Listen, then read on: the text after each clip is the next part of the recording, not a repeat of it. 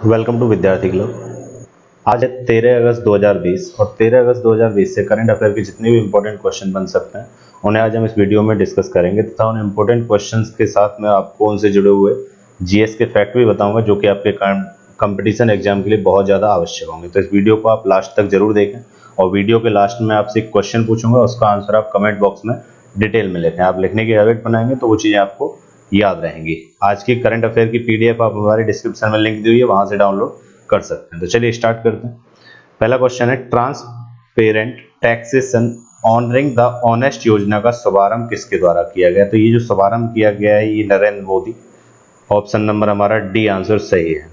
तो नरेंद्र मोदी के द्वारा हाल ही में transparent taxation honouring the honest योजना एक चलाई जा रही है, जिसके तहत क्या होगी, ट्रांसपेरेंसी होगी किसमें, टैक्सेशन में, ईमानदारी के साथ ये योजना चलाई गई है। किसके द्वारा? नरेंद्र मोदी के द्वारा। अब नरेंद्र मोदी कौन है? तो प्रेजेंट टाइम पे भारत के जो प्रधानमंत्री नरेंद्र मोदी हैं, कौन से नंबर के हैं? 14वें नंबर के हैं। और कौन सी लोकसभा है?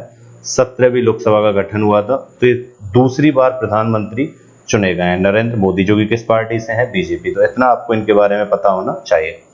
नेक्स्ट क्वेश्चन हमारा, अमेरिकी डेमोक्रेटिक पार्टी ने किस भारतीय मूल की महिला को उपराष्ट्रपति के उम्मीदवार के लिए चुना है?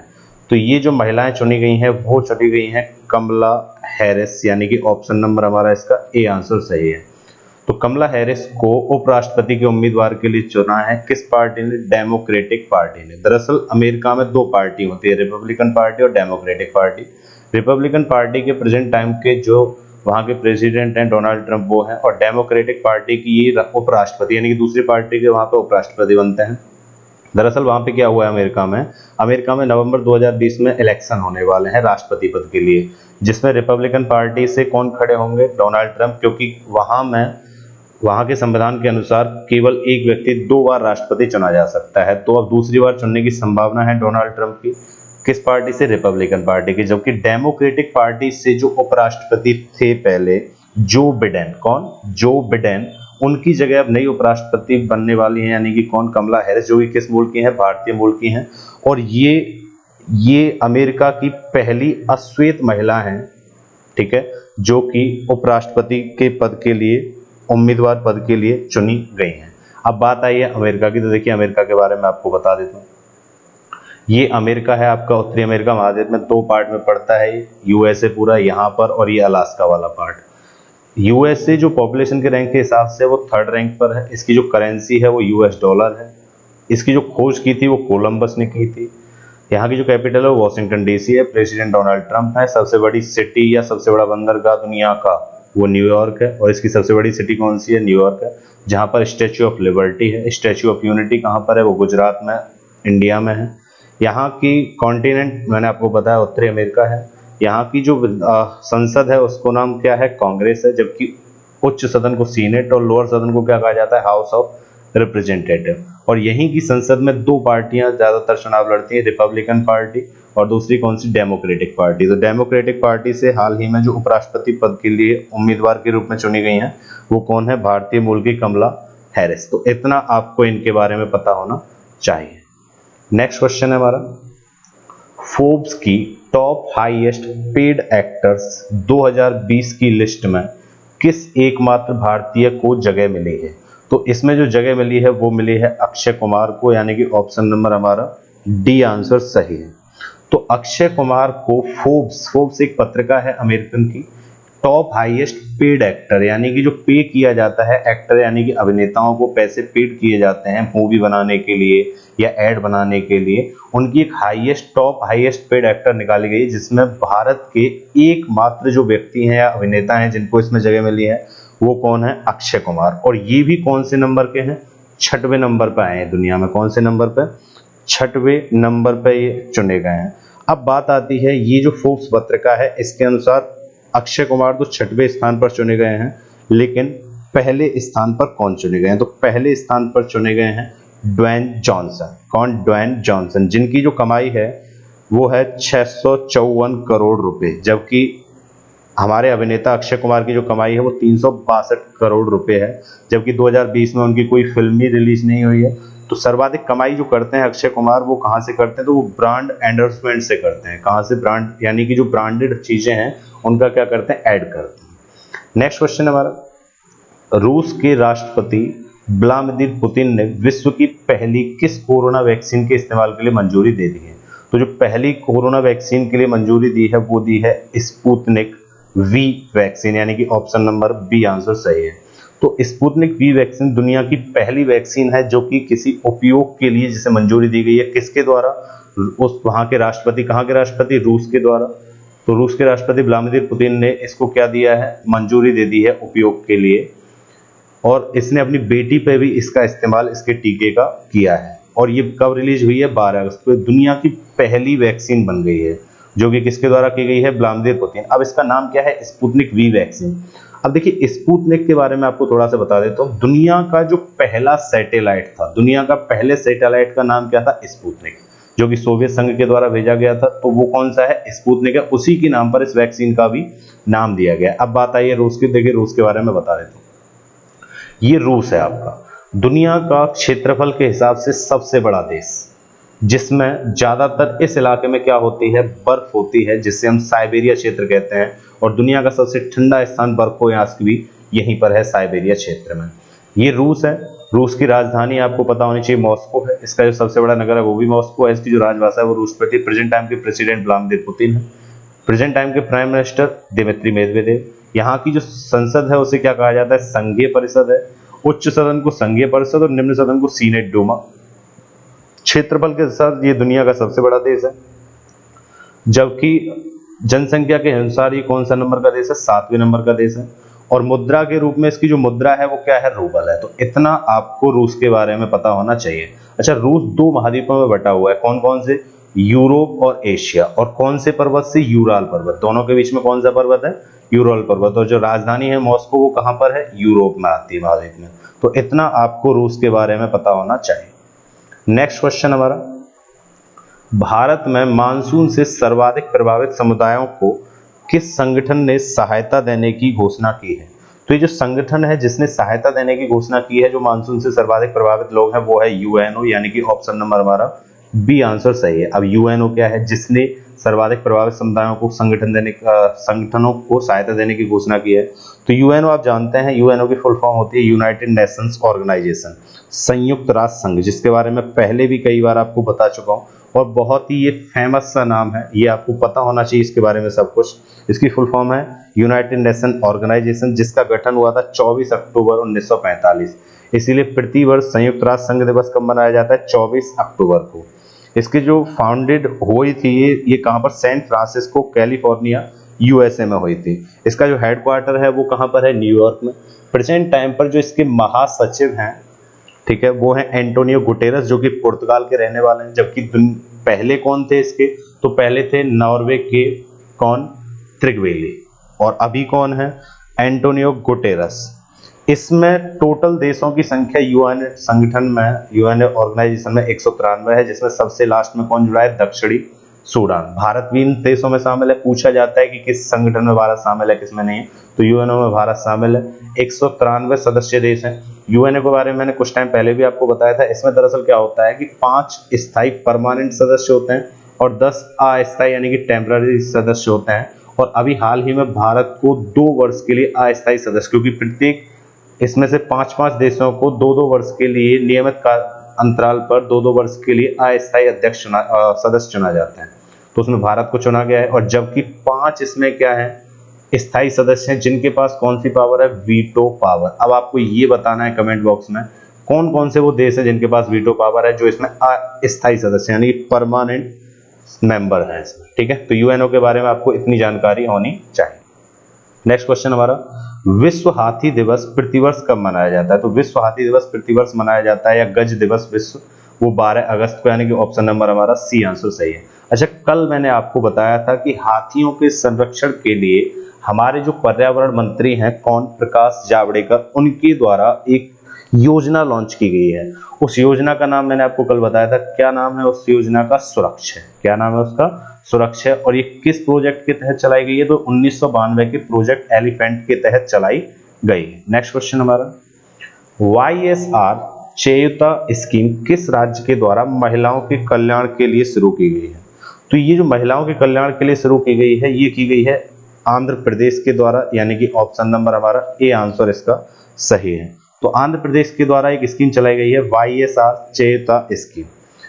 तो आंध्र प्रदेश के बारे में आपको पता होना चाहिए, आंध्र प्रदेश ही एक ऐसा राज्य था जो कि भाषा के आधार पर बनने वाला भारत का सबसे प्रथम राज्य, जो कि कब बना था 1953 में। आंध्र प्रदेश की राजधानी एट टाइम पर हैदराबाद है, लेकिन 2024 से क्या हो जाएगी अमरावती, क्योंकि हैदराबाद कहाँ चला गया तेलंगाना में, और 2024 तक वही राजधानी रहेगी, इसके बाद चेंज हो जाएगा। आंध्र प्रदेश के बारे में मैंने आपको एक चीज और बताई थी कुछ दिन पहले, जिसमें मैंने आपको 3 राजधानी बनाई थी। तो 3 राजधानी जो घोषित की गई हैं वो किसके द्वारा की गई हैं, आंध्र प्रदेश, और वहां के राज्यपाल से भी इसे मंजूरी मिल गई है। वहां के राज्यपाल कौन है, तो वहां के जो राज्यपाल हैं वो हैं विश्वभूषण हरिचंदन, और वहां के जो चीफ मिनिस्टर हैं वो कौन है, तो YS जगनमोहन रेड्डी। वहां की जो विधानसभा है उसमें सीटों की संख्या कितनी है 175, राज्यसभा सीटें 11 हैं, लोकसभा सीटें 25 हैं। वहां पे विधान परिषद भी है। केवल भारत के 6 राज्यों में विधान परिषद है। 6 राज्यों में क्या है विधान परिषद, तो आप कमेंट बॉक्स में लिखिएगा। मैं कई बार पहले भी बता चुका हूं कि वो 6 राज्य कौन कौन से हैं, पिछली वीडियो में बता चुका हूं, जिनमें विधान परिषद मौजूद है प्रेजेंट टाइम पे। पहले 7 थी, जिनमें जम्मू कश्मीर अब क्या बन गया है यूनियन टेरिटरी। तो 6 राज्यों के आपको नाम लिखने हैं जहां पर क्या है विधान परिषद मौजूद है। ठीक है, तो इतना आपको इसके बारे में पता होना चाहिए। और आंध्र प्रदेश की जो ऑफिशियल लैंग्वेज है वो क्या है, तेलुगु। नेक्स्ट क्वेश्चन है हमारा, भारत की किस निजी कंपनी ने भारत में पहले निजी अपर स्टेज रॉकेट इंजन का परीक्षण किया है, तो ये किया है स्काई रूट एरोस्पेस ने, यानी कि ऑप्शन नंबर हमारा कौन सा सही है, ए आंसर सही है। तो स्काई रूट एरोस्पेस द्वारा भारत में पहले निजी यानी कि private upper stage rocket engine का क्या किया गया है, सफल परीक्षण किया गया है। अब ये प्राइवेट कंपनी द्वारा किया गया, जो कि कौन सी है, स्काई रूट। तो स्काई रूट एरोस्पेस जो बनी थी, ये कब बनी थी, तो दरअसल क्या हुआ था 20 जून 2020 में भारत सरकार के द्वारा कुछ निजी कंपनियों को एरोस्पेस में आने का मौका दिया गया था, जिसके तहत 3 कंपनियां वहां आ चुकी हैं। कौन कौन सी, स्काई रूट, बेलाट्रिक्स और अग्निकुल, जबकि इसरो एक गवर्नमेंट ऑर्गेनाइजेशन है। तो स्काई रूट ने हाल ही में अपर स्टेज रॉकेट इंजन का क्या किया है, परीक्षण किया है, जिसका नाम सर सीवी रमन के नाम पर रखा गया है। तो ये जो स्काई रूट एरोस्पेस है ये एक निजी कंपनी है, जो कि इसका मुख्यालय कहाँ पर है, हैदराबाद में है। और इसके जो संस्थापक हैं वो हैं मुकेश बंसल और अंकित नागोरी। और इसकी जो स्थापना की गई है वो किसके द्वारा की गई, तो इसरो के जो पूर्व वैज्ञानिक हैं उनके द्वारा इसकी क्या की गई है स्थापना। किसके तहत, भारत में एरोस्पेस स्टार्टअप चलाया गया था, उसी के तहत इसका क्या किया गया था, निर्माण किया गया था इस संस्था का। और ये कब किया गया, तो ये जून 2020 से इसरो के द्वारा ये निजी क्षेत्र की कुछ कंपनियों को मौका दिया गया है। ठीक है, नेक्स्ट क्वेश्चन की बात कर लेते हैं। हाल ही में किस राज्य सरकार द्वारा मुख्यमंत्री किसान सहाय योजना शुरू की गई है, तो ये जो किसान सहाय योजना की गई है कि किस राज्य सरकार द्वारा की गई है, तो ये की गई है गुजरात के द्वारा, यानी कि ऑप्शन नंबर हमारा बी आंसर सही है। तो गुजरात के द्वारा मुख्यमंत्री किसान सहाय योजना चालू की गई है। इसके तहत क्या किया जाएगा, तो इसके तहत मुख्यमंत्री के द्वारा किसानों की सहायता के लिए उन्हें पूंजी दी जाएगी। जैसे प्रधानमंत्री फसल बीमा योजना है, उसी की तरह ये योजना और उसी की जगह पे ये काम करेगी उस राज्य में। कौन से राज्य में, गुजरात के राज्य में, जिसमें किसानों को अगर कोई भी हानि होती है तो उनको क्या दिया जाएगा, लोन या मुआवजा दिया जाएगा। अब गुजरात की बात आई है, देखिए गुजरात के बारे में आपको बता देता हूँ। ये गुजरात जो कि भारत का सबसे ज्यादा तटीय क्षेत्र यानी कि तटीय सीमा वाला राज्य, सबसे ज्यादा तटीय सीमा किसकी है, गुजरात की है। इसमें ये कौन सी खाड़ी है, तो ये कच्छ की खाड़ी है, और ये कौन सी खाड़ी है, खब्बात की खाड़ी है। दोनों खाड़ी कहाँ पर है, ये गुजरात में है। गुजरात ही सबसे बड़ा तटीय सीमा वाला राज्य है। ये किन किन राज्यों से सटा हुआ है ये आपको पता होना चाहिए। तो इधर कौन सा है, राजस्थान, इधर कौन सा है, मध्य प्रदेश, और इधर कौन सा है, महाराष्ट्र। और जबकि यहाँ पर इसके बीच में महाराष्ट्र और गुजरात के बीच में क्या है, दादर नागर हवेली, और यहाँ पर क्या है, दमन और द्वीप, खंबात की खाड़ी के निकट।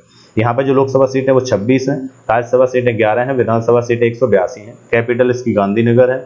सबसे बड़ा जो शहर है वो गांधीनगर नहीं है, वो कौन सा है, अहमदाबाद। इसका गठन कब हुआ था, 1 मई 1960। प्रेजेंट टाइम के जो गवर्नर हैं या राज्यपाल वो आचार्य देवव्रत हैं, और सीएम विजय रूपानी जो कि भाजपा के हैं। यहाँ की जो नदियां हैं मुख्य वो कौन कौन सी हैं, साबरमती, माही, नर्मदा, ताप्ती, दमनगंगा और सरस्वती। ये जितनी भी नदियां हैं ये कहाँ बहती हैं, किधर बहती हैं, पश्चिम की ओर बहती हैं। पशु यहाँ का राष्ट्रीय एशियाई शेर है। राष्ट्रीय वृक्ष यहाँ का आम है, राजकीय वृक्ष यहाँ का आम है और राजकीय पक्षी यहाँ पर ग्रेटर फ्लेमिंगो है। राजकीय फूल मेरी गोल्डनेट है। यहाँ पे जो वन और राष्ट्रीय उद्यान है प्रमुख जो स्थित है यहाँ पर वो गिर राष्ट्रीय उद्यान है, जिस एकमात्र में सबसे ज्यादा क्या है एशियाई शेरों की संख्या है। वाइल्ड लाइफ अभ्यारण्य कच्छ भी यहीं पर है, नल सरोवर पक्षी अभ्यारण्य भी यहीं पर है, कृष्णमर्ग राष्ट्रीय उद्यान भी यहीं है, वेलावदार राष्ट्रीय उद्यान भी यहीं है और वंशधार राष्ट्रीय उद्यान भी यहीं है। तो इतना आपको गुजरात के बारे में पता होना चाहिए। नेक्स्ट क्वेश्चन की बात कर लेते हैं। नेक्स्ट क्वेश्चन है हमारा, प्रतिवर्ष अंतरराष्ट्रीय युवा दिवस कब मनाया जाता है? तो प्रतिवर्ष अंतरराष्ट्रीय युवा दिवस कब मनाया जाता है? तो ये मनाया जाता है 12 अगस्त को, यानी कि ऑप्शन नंबर हमारा कौन सा सही है? सी आंसर इसका सही है। तो 12 अगस्त को क्या मनाया गया है? अंतरराष्ट्रीय युवा दिवस मनाया गया। इसकी जो शुरुआत की गई थी वो दिसंबर 1999 से की थी, जबकि पहली बार इसे मनाया गया था 12 अगस्त सन 2000 को और 2010 से ये लगातार मनाया जा रहा है। इसका उद्देश्य क्या होता है? तो युवाओं से संबंधित सांस्कृतिक व वैधानिक मुद्दों की ओर ध्यान केंद्रित करवाना है, जिसमें युवा में आयते कितने हैं? तो 10 से 24 वर्ष के व्यक्तियों को इसमें रखा जाता है। अब ये मनाया गया अंतरराष्ट्रीय युवा दिवस। तो आप वीडियो को पॉज करिए और जितने भी दिवस मैंने अगस्त माह में आपको बताए हैं उन्हें कमेंट बॉक्स में आप सीरियल क्रम में 1 अगस्त से लेके 12 अगस्त तक के जितने भी दिवस हैं उन सब के बारे में लिखें, कौन कौन से दिवस कब कब मनाए जाते हैं। लिखेंगे कि हेड बनाओगे तो वो चीजें आपको याद हो जाएंगी। तो वीडियो को पॉज करिए और कमेंट बॉक्स में लिखिए। अब अंतरराष्ट्रीय युवा दिवस तो मनाया जाता है 12 अगस्त को, जबकि राष्ट्रीय युवा दिवस कब मनाया जाता है? तो वो मनाया जाता है 12 जनवरी को, जो कि किसकी जन्म तिथि पर मनाया जाता है? तो स्वामी विवेकानंद की 12 जनवरी को राष्ट्रीय युवा दिवस मनाया जाता है। तो इतना आपको इसके बारे में पता होना चाहिए। बाकी आप वीडियो को पॉज करिए और उसके बारे में लिखना शुरू कीजिए। लिखने की हैबिट बनाओगे तो वो चीजें हमेशा के लिए आपको याद रहेंगी। नेक्स्ट क्वेश्चन हमारा, हाल ही में स्वच्छ भारत मिशन अकादमी का शुभारंभ किस केंद्रीय मंत्री द्वारा किया गया है? तो स्वच्छ भारत मिशन अकादमी का जो शुभारंभ किया गया है वो किसके द्वारा किया गया है? तो वो किया गया है हमारे जो प्रेजेंट टाइम के जल संसाधन मंत्री हैं गजेंद्र सिंह शेखावत, यानी कि ऑप्शन नंबर हमारा सी आंसर सही है। तो इन्होंने क्या किया है? स्वच्छ भारत मिशन अकादमी शुरू किया गया है, जो कि अगले 7 दिनों तक चलेगा, जो कि ये क्या है? केंद्रीय मंत्री। अब केंद्रीय मंत्रियों की बात आई है, देखिए मैं आपको 10 केंद्रीय मंत्रियों तक बता चुका था, आगे के 5 की और चर्चा कर लेते हैं। प्रेजेंट टाइम पर जो विदेश मंत्री हैं वो सुब्रमण्यम जयशंकर है। मानव संसाधन विकास मंत्री अपना इन्हें क्या कहेंगे? शिक्षा मंत्री। और शिक्षा मंत्री कौन है? रमेश पोखरियाल निशंक। जनजातीय कार्य मंत्री कौन है? अर्जुन मुंडा। महिला एवं बाल विकास वस्त्र मंत्री कौन है? स्मृति ईरानी। और स्वास्थ्य और परिवार कल्याण मंत्री कौन है? डॉक्टर हर्षवर्धन। तो इतना आपको इनके बारे में पता होना चाहिए। नेक्स्ट क्वेश्चन देखते हैं, संयुक्त हिंदू परिवार की संपत्ति में बेटियों को समान अधिकार प्राप्त है, यह निर्णय सर्वोच्च न्यायालय के किस न्यायाधीश द्वारा सुनाया गया है? तो ये जो निर्णय सुनाया गया है ये सुनाया गया है अरुण मिश्रा के द्वारा, यानी कि ऑप्शन नंबर हमारा बी आंसर सही है। तो अरुण मिश्रा के द्वारा हाल ही में बताया गया है कि संयुक्त हिंदू परिवार की संपत्ति में बेटियों का क्या है? समान अधिकार है। भले ही वो 2005 का जो हिंदू एक्ट आया था, संपत्ति एक्ट आया था, जिसमें बेटे को क्या दिया जाता था? पूंजी दी जाती थी, किसकी? पिता की। लेकिन उसको भी हटाते हुए, यानी कि उसको भी मद्देनजर करते हुए अब बेटियों का समान अधिकार प्राप्त होगा उनकी संपत्तियों पर, और कब से? जन्म से लेके। अब ये किसने सुनाया? तो सर्वोच्च न्यायालय के न्यायाधीश हैं अरुण मिश्रा। अब बात आई है सर्वोच्च न्यायालय की। देखिए सर्वोच्च न्यायालय के बारे में आपको बता देता हूँ। भारत में सुप्रीम कोर्ट की स्थापना जो हुई थी वो पहली बार हुई थी 1774 में, जिसके पहले मुख्य न्यायाधीश कौन थे? Sir Elijah Impey. जबकि स्वतंत्र भारत में कब की गई थी? तो ये की गई थी 28 जनवरी 1950 को। 28 जनवरी 1950 को इसका गठन किया गया था भारत में सुप्रीम कोर्ट का, ठीक है। और इसके बाद अगर हम बात करें तो ये है कहां पर? तो ये नई दिल्ली में है, और इसका जो मोटो है वो यतो धर्मस्ततो जया। क्या है? यतो धर्मस्ततो जया। प्रेजेंट टाइम पे इसमें जो अधिकतम सीटों की संख्या है न्यायाधीश की वो कितनी है? 34, यानी कि 33 + 1, यानी कि एक मुख्य न्यायाधीश और 33। और मुख्य न्यायाधीश प्रेजेंट टाइम पर कौन है? शरद अरविंद बोबडे। कौन है? शरद अरविंद बोबडे। जबकि अगर मैं आपसे पूछूं कि भारत के पहले सुप्रीम कोर्ट के जो न्यायाधीश हैं वो कौन है, वो आपको कमेंट बॉक्स में लिखने हैं। मैं कई बार पहले भी उनके बारे में चर्चा कर चुका हूं। नेक्स्ट क्वेश्चन की बात कर लेते हैं। कृषि मेघ योजना का शुभारंभ किस केंद्रीय मंत्री द्वारा किया गया है? तो ये किया गया है नरेंद्र सिंह तोमर के द्वारा, यानी कि ऑप्शन नंबर हमारा सी आंसर सही है, जो कि प्रेजेंट टाइम के क्या है, कृषि मंत्री। नेक्स्ट है हमारा अलेक्जेंडर लुकाशेंको को फिर से किस देश का राष्ट्रपति चुना गया है? तो फिर से किस देश के राष्ट्रपति चुने गए हैं? तो ये चुने गए हैं बेलारूस देश के, यानी कि ऑप्शन नंबर हमारा इसका कौन सा सही है, ये आंसर सही है। तो बेलारूस के हाल ही में दोबारा से राष्ट्रपति चुने गए हैं, कौन? Alexander Lukashenko. अब बेलारूस है कहाँ? तो ये यूरोप महाद्वीप में स्थित है, और बेलारूस की जो राजधानी है वो आपको पता होनी चाहिए। तो बेलारूस की राजधानी क्या है? मिन्स्क। क्या है? मिन्स्क। और यहाँ की जो लैंग्वेज है वो बेलारूशियन या रशियन है। यहाँ के प्रेसिडेंट मैंने आपको बताया कौन है, अलेक्जेंडर लुकाशेंको। तो इतना आपको इसके बारे में पता होना चाहिए। नेक्स्ट क्वेश्चन की बात करते हैं। भारत ने एडू शहर में 5 इको टूरिज्म जोन के विकास के लिए किस देश के साथ अनुबंध किया है? तो ये जो किया गया है वो किया गया मालदीव के साथ, यानी कि ऑप्शन नंबर हमारा बी आंसर सही है। तो मालदीव के साथ, मालदीव के ही एक शहर में, कौन से शहर में? एडू शहर में भारत के साथ मिलकर 5 इको टूरिज्म जोन का क्या किया जाएगा? विकास किया जाएगा। किस देश में? मालदीव में। अब मालदीव की बात आई है, देखिए मालदीव के बारे में आपको बता देता हूँ। ये जो आप देख रहे हैं भारत के नीचे, ये कौन सा देश है? मालदीव है। और यहीं पर लक्षद्वीप का एक द्वीप है, कौन सा? मिनिका है। और मिनिका है और मालदीव को जो अलग करता है वो कौन सा डिग्री चैनल करता है? 8 डिग्री चैनल करता है। इसकी जो राजधानी है वो माले है। ऑफिशियल लैंग्वेज कई बार एग्जाम में पूछी गई, दिवेही। क्या है? दिवेही। प्रेजेंट टाइम पर प्रेसिडेंट इब्राहिम मोहम्मद सोली। यहाँ की जो संसद है उसे क्या कहा जाता है? पीपल्स मजलिस। यहाँ की जो इंडिपेंडेंसी थी यूनाइटेड किंगडम से वो हुई थी, यानी कि स्वतंत्रता मिली थी से 26 जुलाई 1965 को। और यहाँ की जो करेंसी है वो क्या है? मालदीवन रुपया। तो इतना आपको इसके बारे में पता होना चाहिए। तो कल मैंने आपसे एक क्वेश्चन पूछा था, मैंने बोला था आप डिटेल में आंसर लिखें। तो आंसर क्वेश्चन था, आईसीसी ने 2021 T20 वर्ल्ड कप की मेजबानी किस देश को चुनी है? तो ये सौंपी गई है किसको? भारत को। ऑप्शन नंबर ए आंसर सही है। तो कल की वीडियो में थोड़ी प्रॉब्लम थी, लेकिन अब कोई प्रॉब्लम नहीं आएगी आगे से। कुछ प्रॉब्लम्स हैं जो कि धीरे धीरे सुधर रही हैं और आपको रेगुलर क्लास भी अब मिलने लगेंगी। ठीक है, आपके लिए कल के लिए क्वेश्चन है, भारत का पहला रेशम प्रशिक्षण व उत्पादन केंद्र किस राज्य में स्थापित किया जाएगा? इसका आंसर आपको कमेंट बॉक्स में लिखना है, और उस राज्य के बारे में आप डिटेल में लिखें। जितना आप डिटेल में लिखेंगे उतना ही आपको याद रहेगा, जितनी चीजें मैं आपको बताता हूँ। अगर आपको ये वीडियो पसंद आया हो तो अपने जितने भी स्टडी ग्रुप हैं, व्हाट्सएप, फेसबुक और सभी में शेयर जरूर किया करें वीडियो को। और आपको ये वीडियो कैसा लगा वो हमें कमेंट बॉक्स में आप लिख के बताएं।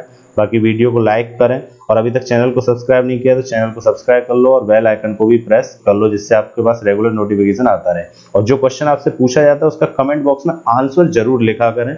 लिखने की हैबिट से आपको वो चीजें हमेशा याद रहेगी। Thank you.